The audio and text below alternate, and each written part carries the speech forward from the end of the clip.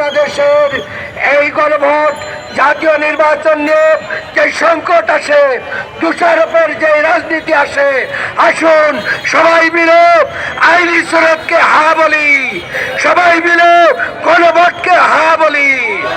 সবাইকে ধন্যবাদ। আল্লাহ হাফেজ। বাংলাদেশ জিন্দাবাদ। বাংলাদেশ জামাত ইসলামী জিন্দাবাদ।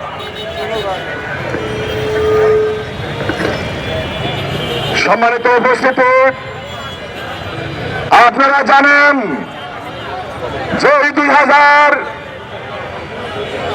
ছাত্র যুবক তরুণের রক্তের উপর দাঁড়িয়ে এই সরকার প্রতিষ্ঠিত হয়েছে। এই সরকার 18 কোটি মানুষের সরকার। এই সরকার কোন দলের সরকার নয়।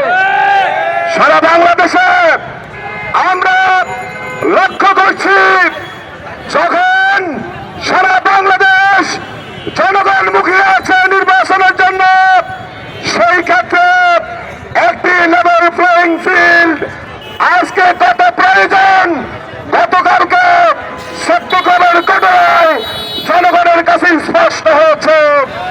আমাদের দাবি জুলাই সনদে আইনের ভিত্তি দিতে হবে, লেভেল প্লেইং ফিল্ড নিশ্চিত করতে হবে, জনগণের অধিকার জনগণের কাছে ফিরিয়ে দিতে হবে, সকলকে এমন সুযোগ দিতে হবে যারা কোন অবস্থায় কোনভাবে আর বেশিবাদের জন্ম না হয়। আমরা মনে করি যারা বেশিবাদকে যারা পালন করছে